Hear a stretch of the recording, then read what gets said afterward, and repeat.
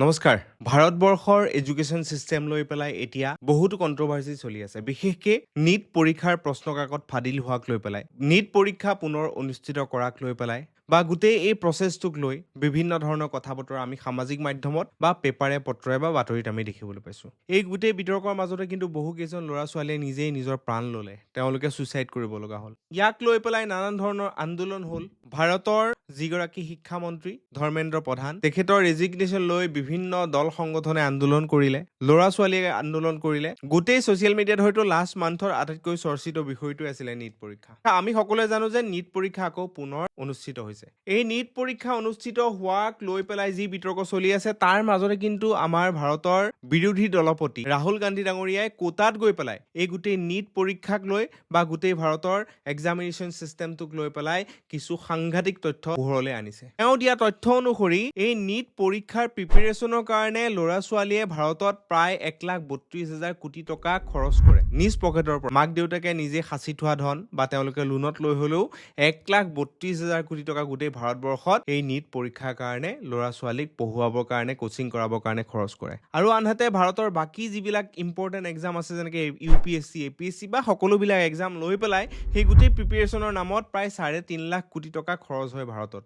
আৰু আনহাতে যদি ভাৰতৰ আমাৰ এডুকেশ্যন বাজেট আপোনালোকে চাবলৈ যায়, এই এডুকেশ্যন বাজেটো কিন্তু সেই নীট পৰীক্ষাৰ যি প্ৰিপেৰেশ্যনৰ বাজেট, মানে মানুহে ব্যক্তিগতভাৱে খৰচ কৰা যি পইচা, সেই পইচাতকে কিন্তু বৰ বেছি নহয়, অলমষ্ট সমানেই। 1,32,000 কোটি টকা নীট পৰীক্ষাৰ প্ৰিপেৰেশ্যনৰ কাৰণে খৰচ হয়, আৰু ইফালে প্ৰায় 1,40,000 কোটি টকা মানহে ভাৰতৰ এডুকেশ্যনৰ বাজেট। এইটো এটা কিন্তু বহুত আচৰিত লগা কথা। মানুহে ব্যক্তিগতভাৱে এটা পৰীক্ষা প্ৰিপেয়াৰ কৰিবলৈ 1,32,000 কোটি টকা খৰচ কৰি আছে, 22 লাখ ষ্টুডেণ্ট মিলি, আৰু গোটেই ভাৰতৰ এডুকেশ্যন চিষ্টেমটোৰ কাৰণে বাজেটটো 1,40,000 কোটি টকা।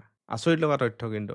আৰু ইফালে ভাৰতৰ 22 লাখ ষ্টুডেণ্টে নীটৰ কাৰণে প্ৰিপেৰেশ্যন কৰে বা মেডিকেল এক্সামিনেশ্যনৰ কাৰণে প্ৰিপেৰেশ্যন কৰে, আৰু তাৰে মাজত 1000ৰ ভিতৰত এজনকে ষ্টুডেণ্টেহে সেই পৰীক্ষাটোত পাছ কৰি তেওঁলোকে কোনোবা এখন মেডিকেল কলেজত ছিট পাবলৈ সক্ষম হয় বা ডক্তৰ হ'বলৈ সক্ষম হয়। সেই 1000ৰ ভিতৰত এজনে পাছ কৰে মানে এনেকুৱা নহয় যে 1000ৰ ভিতৰত বাকী 999 জন গাধ বা তেওঁলোকে নোৱাৰে। আচলতে সেই প্ৰিপেৰেশ্যন কৰি থকা অধিক সংখ্যক ষ্টুডেণ্টে সমানেই চোকা, তেওঁলোক সমানেই টেলেণ্টেড, কিন্তু ভাৰতত সেই স্কোপটো কম, মানে সেই চিটৰ সংখ্যাটো বহু বেছি কম। চ' এইবোৰ বিষয় লৈ কিন্তু আমি আচলতে চিন্তা চৰ্চা কৰিব লাগে। গভৰ্ণমেণ্টখনেও শিক্ষাক লৈ পেলাই আৰু বেছিকে গুৰুত্ব দিয়াৰ কিন্তু প্ৰয়োজনীয়তা আহি পৰিছে, কাৰণ ভাৰত এখন য়ং দেশ, ইয়াতে বেছি সংখ্যক জনসংখ্যাই কিন্তু য়ং এজৰ হয়। সেইবাবে আমি যদি সেই য়ং জেনেৰেশ্যনটোক ভাল শিক্ষা দিব নোৱাৰোঁ, তেওঁলোকক যদি এক্সপ'জাৰ দিবই নোৱাৰোঁ, তেওঁলোকক যদি আমি সুবিধাখিনি দিব নোৱাৰোঁ শিক্ষাৰ পোহৰে আগবাঢ়ি যাবলৈ, তেতিয়াহ'লে আমাৰ দেশখন কেনেকৈ আগবাঢ়ি যাব। আৰু হয়তো সেইটো কাৰণে আমাৰ গোটেই দেশতে আচলতে মেডিকেল চিষ্টেমটোৰ এটা বেয়া অৱস্থা হৈ গৈছে।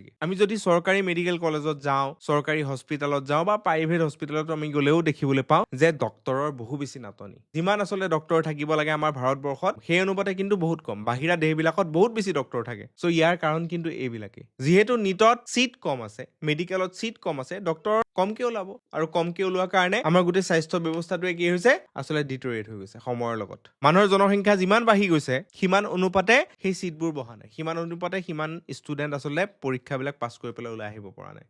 চ' এইবোৰ আচলতে কনচাৰ্নিং বিষয় হয়। তথ্যখিনি জানি পেলাই আচৰিত হ'লো, আৰু সেইবাবে আপোনালোকক জনাবলৈ মই চেষ্টা কৰিলোঁ। আচলতে সঁচাই আমি দেশখনক আগুৱাই নিবলৈ হ'লে আমাৰ কিন্তু য়ং জেনেৰেশ্যনটোক আমি আগুৱাই নিব লাগিব, আৰু তাৰ কাৰণে কিন্তু আমি আটাইতকৈ বেছি গুৰুত্ব দিব লগা ব্যৱস্থাটোৱে হৈছে আমাৰ শিক্ষা ব্যৱস্থা। আৰু সেইবাবে মই ভাবিম যে আমাৰ দেশৰ যি শিক্ষাৰ বাজেট, সেইটো অলপমান বাঢ়িব লাগে। বাকীবিলাক দেশৰ তুলনাত বহুত বেছি কম, সেইটো বাঢ়িব লাগে, কাৰণ শিক্ষাইহে কিন্তু এখন দেশক প্ৰগ্ৰেছিভ এখন দেশলৈ কনভাৰ্ট কৰিব পাৰে। আমি যে আচলতে 2047 চনৰ যি সপোন দেখিছোঁ বিকশিত ভাৰতৰ সপোনো কিন্তু সেই শিক্ষাৰ লগতেহে কিন্তু আমি আগুৱাই লৈ যাবলৈ সক্ষম হওঁ। চ' ধন্যবাদ। আপোনালোকে এই বিষয়লৈ কি ভাবে কমেণ্টত জনাব বুলি আশা ৰাখিলোঁ। ধন্যবাদ।